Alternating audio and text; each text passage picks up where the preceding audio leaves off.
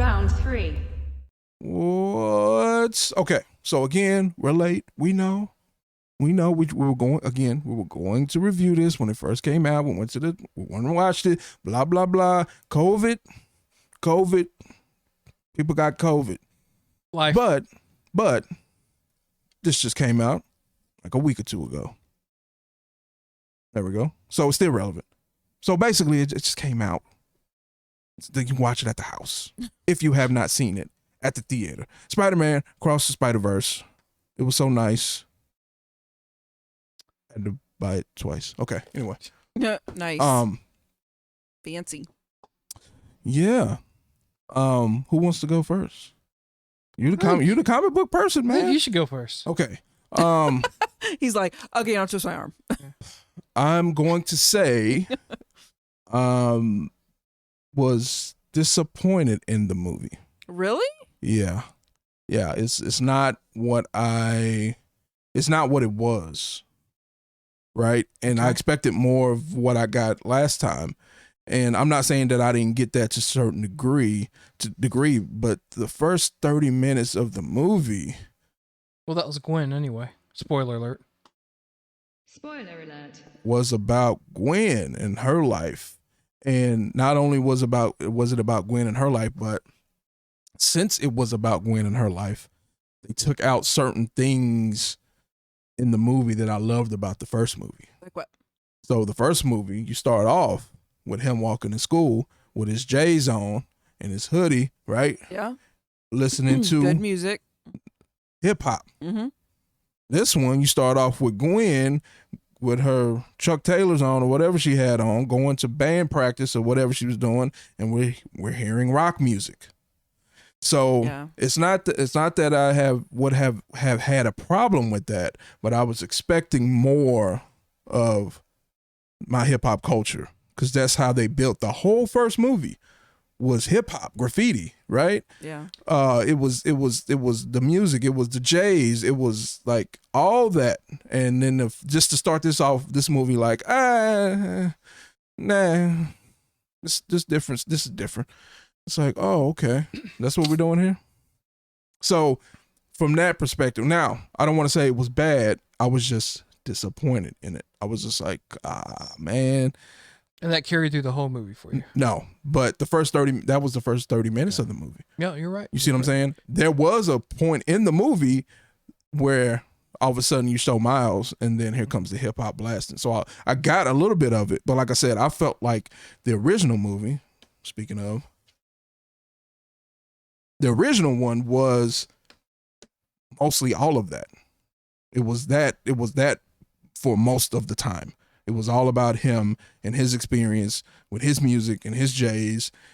It was the whole thing. I don't think you should say with his music, his J's, his this. Well, she don't listen to it. I think Gwen don't listen to Biggie. I think the whole thing is we don't know that. Well, we don't know that she didn't. But we don't know. She didn't have. We don't know. Biggie They didn't have up in her walls. The posters. The issue I have with this, the issue that I have with your statement is it wasn't about a focus on that. It was about a focus on just who he was. That was his life. That didn't mean it was the point of the movie or the growth of the movie. It was just the thing that you focused on because that's what connected you with that movie. Like it did connect me with that movie, but that was also what the movie was about. No, it wasn't. Yes, it was. It wasn't about that. It was about how he grew up, and yes, culture. Yes, how very he much grew up. Yeah, culture very much so.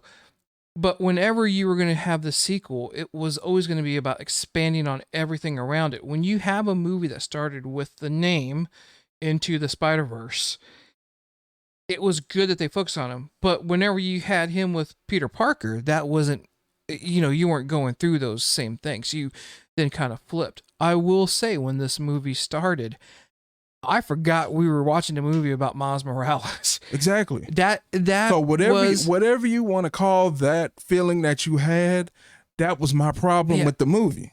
But I'm just explaining it in the way of, if it would have started off with hip hop music, I still would have associated it with this movie. And even if they were showing Gwen, I still associated with that, but you're talking about where, just like you focused on where Miles had come from. The whole point of that opening the prologue for this movie was to focus on Gwen and where she comes We'll from. call it Gwen then. It's not. She's not Spider-Man.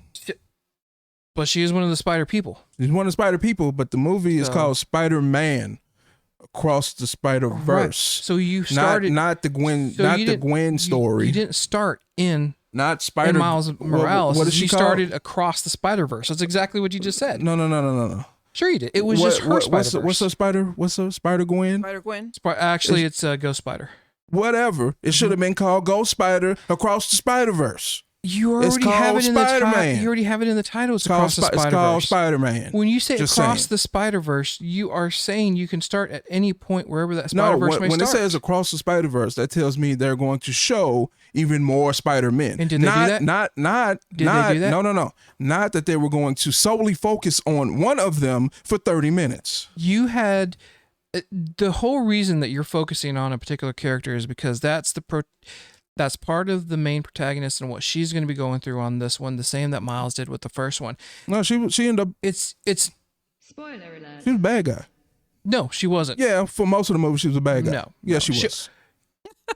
No, Yeah. no. Yeah. If you So- want to so talk there was about a- the there was a antagonist, then whole- go into there was- Spider-Man 2099. There was a whole group of people, including her, trying to She didn't want that for him. capture, maybe even kill Miles Morales. How was she not the bad guy? She did not do that. If you want to argue that, she was a part of that if whole you want scene. to argue that with That whole- Spider-Man 2099, she wasn't after him to capture him. She was already trying to wanted find to say out- hi. No, she was trying to sit there and figure out how to help him because she No, realized she was trying to talk him into going along with what the bad people were doing. she was so you were the trying bad guy. to sit there and say you're getting your characters confused. I'm That not. was Spider-Man 2099. No. He was the boss. No, he was Miguel the head, he O'Hare- was the head guy getting all these other Spider people. Go get him, Yeah, absolutely. capture him. That's right. He but can't she leave. wasn't And so she- trying you know to what she capture did? him.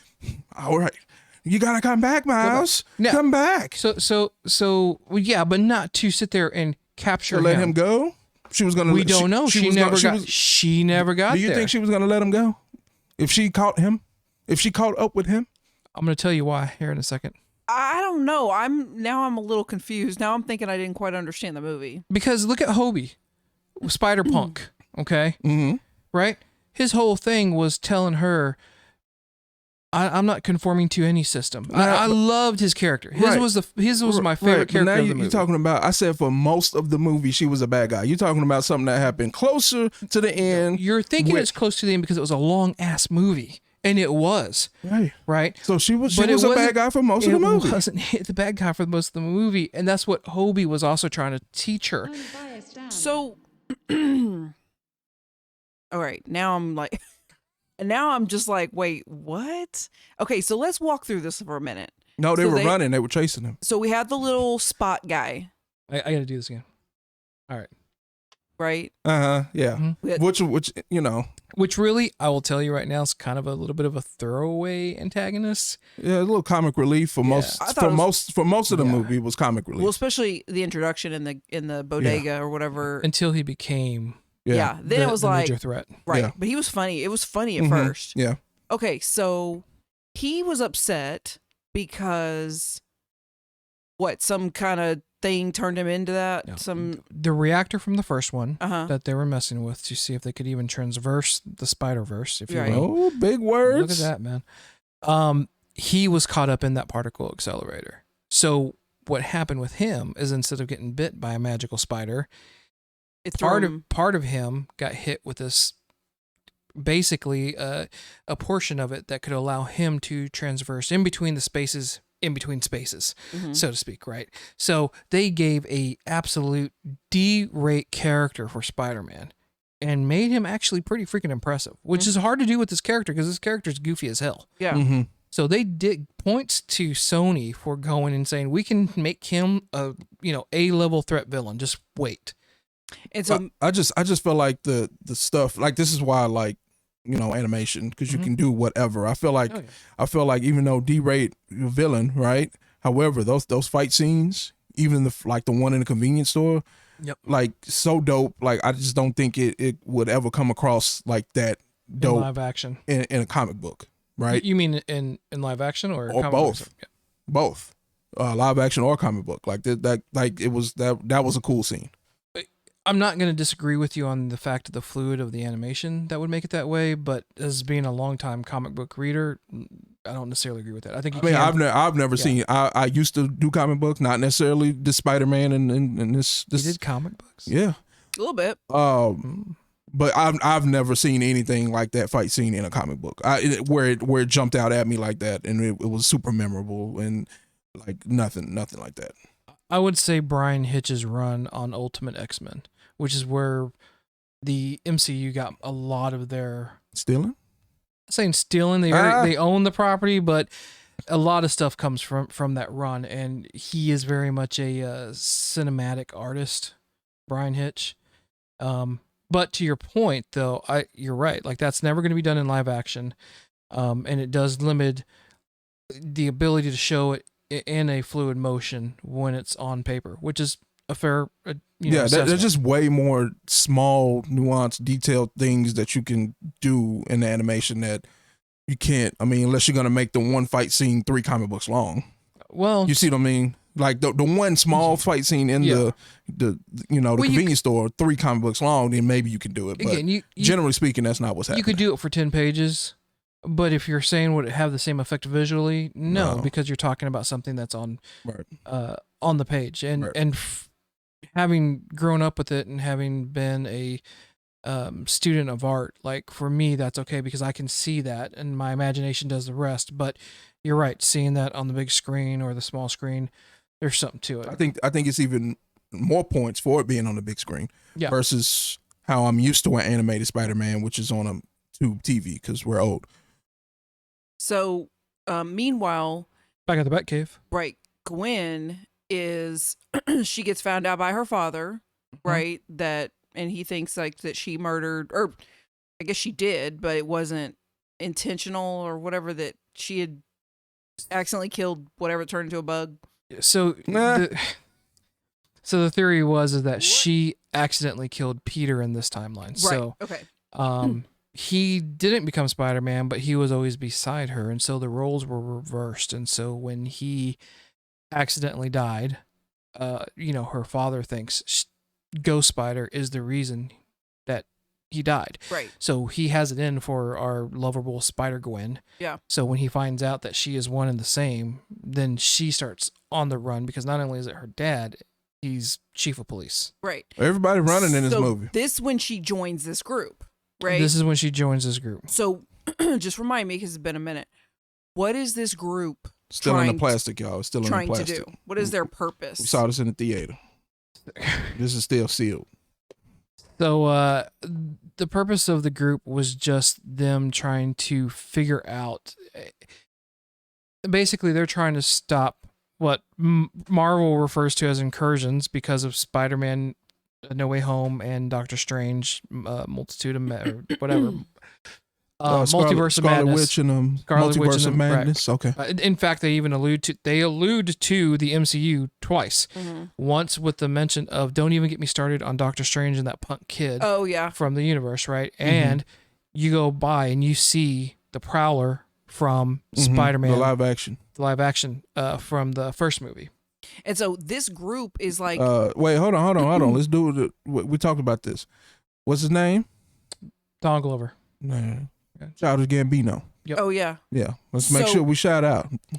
This group is trying to change history. This group is trying to keep history as it is. They don't want to. It's not that they're changing history. They're trying to fix any problems that might arise because people they want it to run correctly. This would have been an easier conversation to have probably once we watch Loki season 2, which starts October 5th. Next month. In about 2 weeks. Yeah, there you go. So now he, though, is trying to change it because if he doesn't change it, his dad dies. Which he doesn't know until they find out. He doesn't know. Right. He doesn't know he's changing it, though, right? He doesn't know that he changed it. And in reality, the thing that Miguel O'Hare, who is Spider-Man 2099, gets wrong is it was never his fault. He's dealing with the consequences that really started from Wilson Fisk trying to open up to find a universe where his wife and son are alive. Mm-hmm.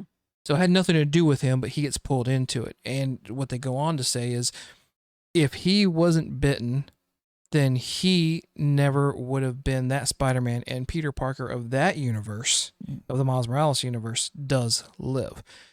This is where I love Miles Morales and where they went to go with this movie, about the fact of the difference between fate being chosen for you and you being able to choose your fate. That entire storyline, once they start coming out with the Dr. fact Fate?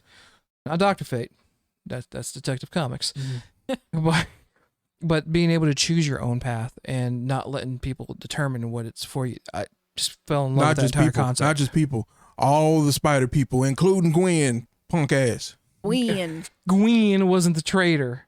I'm just saying. She did not do herself any favors. There was only either. one person there that wasn't a traitor, and that was the girl who ran the Hobie, Spider-Punk. Right. He's the one that no. The girl who ran the teleporter, the machine, and she knew, and she was like, she "All right, knew. go on, get up out of here, bro." She knew, but at the same and she time, let him though, go. so did Hobie. Hobie knew that, But he wasn't a part of the group anymore. But He Hobie left. never. But because He was like- Hobie knew what they were going to do, and Hobie sat there and said, "I don't want to be a part of this." But at the same time, he left. He left. He was gone. When you look through the movie, this is what I love about the people who It's are in the doing plastic. this movie. I ain't even seen this movie. So high. What I loved about it though was if you look at Hobie, he's always stealing stuff when he's on camera. He's always taking bits and parts That's racist as hell. to complete That's racist this as hell. other transporter. Once he knows that Miguel O'Hare is going to take it from Gwen, he finds a way to provide her with getting around to help Miles. So for me, it was a really cool thing. That's why when people would ask, they're like, "Well, who is your favorite character?" But hands down is Hobie. Hobie doesn't care about your agenda. Hobie doesn't care about what you're supposed to do. He's like a true anarchist. And more importantly, though, when he knows something is right, he's going to help. Even though you may never know, he's going to help you to defeat that purpose. Once you've come to the realization, which to your point, Gwen did. She came to the realization, I'm probably After being a screwing bad this guy up. most of the movie. After having notions about what they should do with Miles, she realizes that she needs to help him. And Hobie realized this the first time he met him. He was like, "This is gonna go bad, but I'm gonna give you all a way to help." He just felt bad because his girlfriend's toothbrush was at his house. Probably so. There's That's all that There's no was. doubt he wasn't tapping Gwen on that. That was just a weird comment. I was like, "Oh snap!" You left my toothbrush at the house. I liked I guess when they went to that other little world, I'm trying to remember. I think it was another Spider-Man, but it was this guy Jake Johnson who's on the show called New Girl that I like. Yeah, that's the Peter Parker. Yeah, that was in the first one. I loved his voice. I mean, I like that guy's voice. Right when I heard him when he was yelling, I was like, "Oh my god, that's the guy from New Girl." Yeah. So let me go ahead and point out three more things that I didn't like about this movie. So let me ask this, because we haven't liked it though. We haven't said this. Did you like it though? Generally speaking, I like the movie. Okay. But considering I gave the first one a 10, and it's by far the best superhero movie ever made, in my opinion. We talked about that. Yeah, we talked about that. Definitely talked. And it came out the same year as what? Endgame? Endgame. And I think I was like, no, this is the 10. Endgame is I caught flack for it on our show, Vagabond Nerds. Shout out. I caught flack for it for saying that's the best movie of the year. And they're like, Endgame came out. And I'm like, I did not stutter. Like, yeah. I'm telling you right now, Into the Spider-Verse was the best one. So I did like it. And yes, I would recommend people to see it. But one is a big problem. But let's talk about the other cool thing about the first movie. All the different Spider-Men, but all of their uniqueness, like even the different art styles, right? The way they drew. I didn't get enough of that in this one.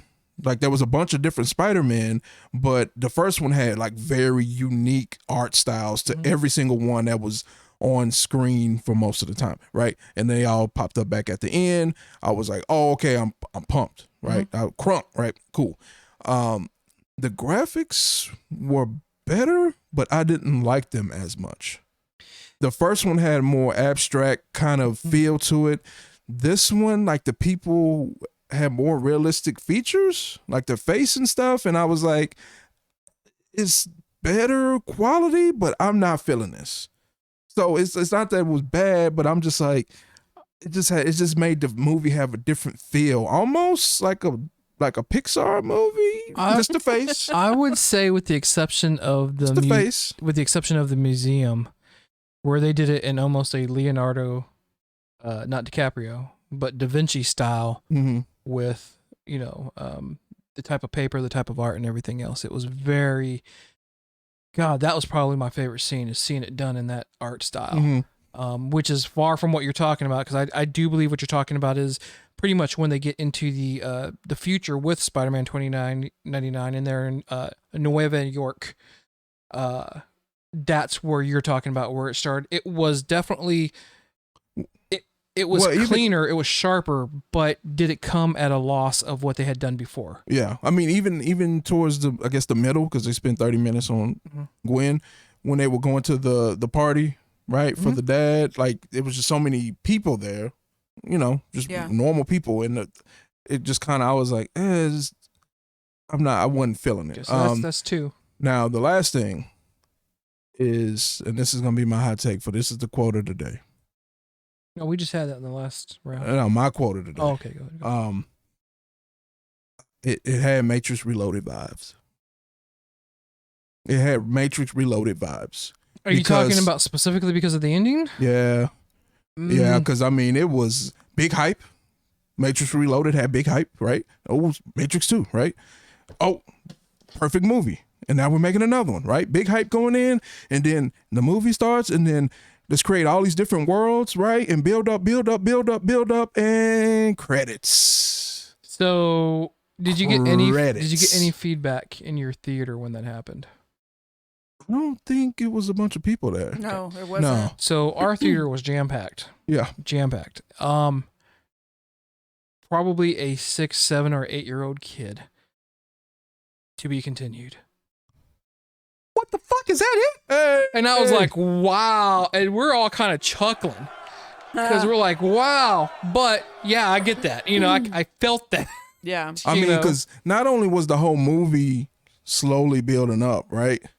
At the end, it started really ramping up and building up to like, something's about to happen. Once again, it's about to go down. It did the same thing it did start it. It was 30 minutes on something completely different that we hadn't seen in the middle. And now it was, with that reveal at the end. It's one thing I don't want to spoil in case you haven't seen it. But okay, we won't do it. Let's not do it.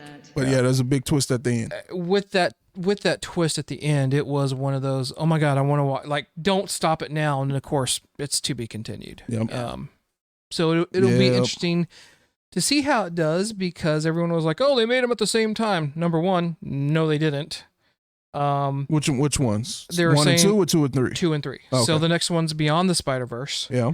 And there was like, oh, it'll come out next year, and that's what we kept hearing. But they're like, well, actually, because of how we do this process, Lord and Miller, who are the directors, shout out. I'll call you guys later. Yeah. How they do that is, as the artist would say, they're like, it's not like a Disney production where you do it and they're rushing and everything else. But what they do have is they'll watch it and they'll watch the pre-animation, which is still actually a lot of work to do because you're still seeing moving pictures and everything else. And then they'll say, we're not feeling it this way. Do it this way and let's try it. And so they are not close. The first thing was like, well, it's 2024, and Lord and Miller came out and they're like, try 2025. Mm-hmm. We're not prepared to do this, but we know the storyline, we know where it's going, but we want to give the same art style that we've been giving these past two, and we want to continue that. So it's going to be a minute, and then you had the writer strike. So you can't really change anything right now. Then you got the actor strike. So what about your voice actors? Could very well be 2026. I'll be a scab. I'll do it. You'll do it? Yeah. I'm Batman. I'm Batman. That's not my Batman. So, all in all, I loved it. It was hard for me to say it wasn't worse than the first one. I don't necessarily know if it was as good as the first one, but for me, it was right there on par. I really enjoyed the movie. Which one was it? Wait, hold on. I got a button for that. Huh? talking So about. it's not worse. It's not worse. I don't but think it's better. But it's not as good. I think it's just as good. That ain't what you said. We gotta go. We gotta rewind the tape. We'll rewind the tape. But I do think it's just as good. It's just not better. It's just not worse. It's its own thing. As you point into the mic. Yeah, I know. So that's my take on it. What you got? I liked it. I do agree it was not as good as the first one. Well, not as good as the first one. I'm gonna go just But I like Spider-Gwen. No, don't get me wrong. Like I said, this is not a knock on her No, I know. or the character. It was No, I know, but there's something about her when I see the her. movie. Because I had the same feeling in the first one. Like, I just think she is adorable. And so I was like, oh. So I didn't notice it until you said it, that they focus more on her. Like, I didn't think about it. Mm-hmm. I just watched it and I was like, I liked it. This is how I saw it. Miles In the Morales. theater, Miles packed Morales. theater, Hysterical. with cursing Miles Morales. Little kids, badass kids. Sat there, and it was a picture of him. They knew they had to give Gwen more of a backstory, but they weren't going to dedicate a full movie to her either. Yeah. So for 30 minutes, just how people that are younger, just how people that are of mixed race or mixed family or whatever felt watching Miles get on there and represent them. I think those little girls or those individuals who felt like you did with Spider-Gwen, they got their 30 minutes with their character. Yeah. It did catch me off guard. I didn't realize, again, to your point, I'm 30 minutes in, and then it says Into the Spider-Verse, and then we go to Miles. I'm like, oh crap, I forgot we had 30 minutes. Didn't even realize we hadn't had a opening scene. 30 minutes into the movie, you Credits. get the end credits from the first movie. Pretty much. 30 minutes into the movie, you Yep. get the end credits from the first movie. WTF. But that's you. I didn't feel that I missed anything. I just thought, oh my God, we've spent all this time with her. We haven't even gotten to Miles Well, yet. but that could be the problem or with the limitations of animation versus live action. Because if this was live action, they 100% give her own movie. Yeah. 100%. for sure. Like, it's not even a question. But let's not forget, that's probably coming. Yeah, That's but gotta yeah, be coming. but just speaking of, So, Sony what we do have versus what we, Sony is still a studio. They're still going to milk this cash cow for all of its worth. Of course. So, Yeah. But yeah, but you didn't like it as much as the first one, but you still liked it. Yeah. I like the relationship Miles has with his parents. Like, it makes me laugh. You know, how they're like sitting in the office with the counselor or whatever it is, school counselor, and I don't know. I just like that dynamic between them. as a parent, it's one of my favorite parts. Really? One of my favorite parts. Yeah. And because you can see you telling your child the stuff they were telling them. Yeah. And I just like the dynamic between him and Gwen, and I don't know. I liked it. I didn't even think about it. I didn't even notice 30 minutes in and we haven't even got to Miles. I didn't notice until I saw them pop up, across the Spider-Verse. I'm like, have we not done the opening credits? Like, that was my thing. I was like, holy crap. Yeah. But So what do you think at the end of the day? Hold on, I had a joke, but I couldn't remember the person's name. Oh, I'm Googling. now you sound like me. Okay, yeah, I'm gonna start calling her Diane Lane. I'm not calling her Gwen no more. Why? She's unfaithful. Oh, that was a good movie. Wow. Do we really want Miles to turn into Richard Gere? Well, no, but for Do we really want that? no, but for Is that what multiple we want? reasons. Is that what we want? So what'd you think? Because we know what he did. We know what he did to end that movie. Oh, I thought you were talking about in real life with the gerbil. But continue. No. Like I said, well, I mean, I feel like I went through all of the stuff that I didn't like about the movie, which is going to lower my score that I didn't officially score. So right? what would be your score if you had officially scored? Probably 8. Like I said, I'm not in no way saying it's a bad movie. I'm in no way saying I don't like Gwen. I don't like her character. You just love that first one so much. Actually, out of all, like, generally speaking, I think I like her and her costume the best out of everybody. Maybe not just in the movie, but just what we've been seeing over the past 4 or 5 years. She becoming more and more popular. Yeah. Yeah. Spider-Gwen is dope. Yeah. Spider-Gwen is dope. You know what I'm saying? I made the mask for my daughter when she wanted to cosplay at one of the comic book conventions Shout out. as Gwen. she takes that mask everywhere with her, even at this age. But yeah, I'd say that's love Spider-Gwen. Yeah. So, Mhm. like I said, no way am I trying to say that it's a bad movie or that I don't like her. It's just not as good as to me. It's not as good as the first one. And the fact I don't think, even if they didn't have some of the stuff that I didn't like, but they still did the ending like that, I still don't think you could ever make it as good as the first one, because there was no conclusion. I will tell you There was no conclusion to this movie. I'll tell you one of the things that I loved, and I mean loved about the first one, was one of the few times that I'd seen someone earn their costume to put on.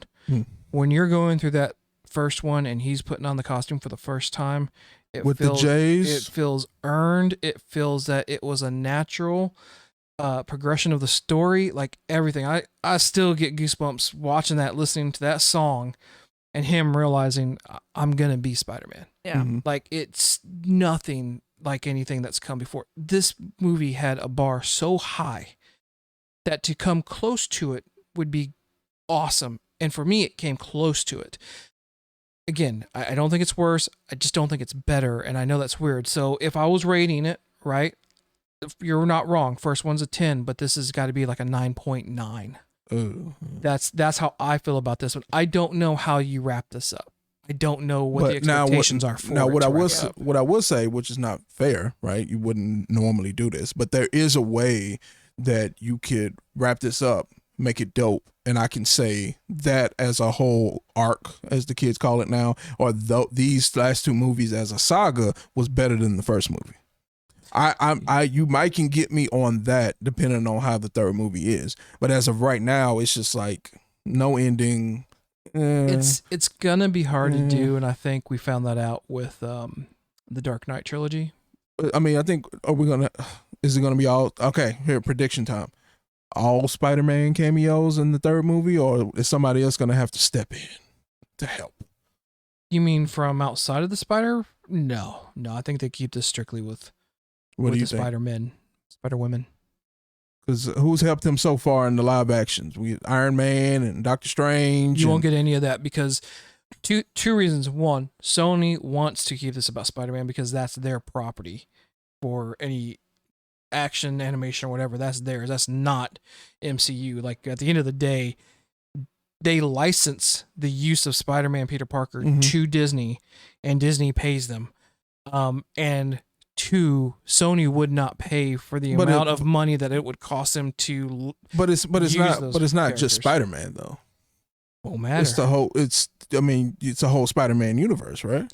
Like Venoms and all this other stuff. Yes, and they absolutely could. And we even got the Venom universe in this movie. They even did a nod to the Tom Hardy Venom. So what other good guys do we have? In Spider-Man. I think it's just sticking here. I don't think of anything else. I'm just to go opposite.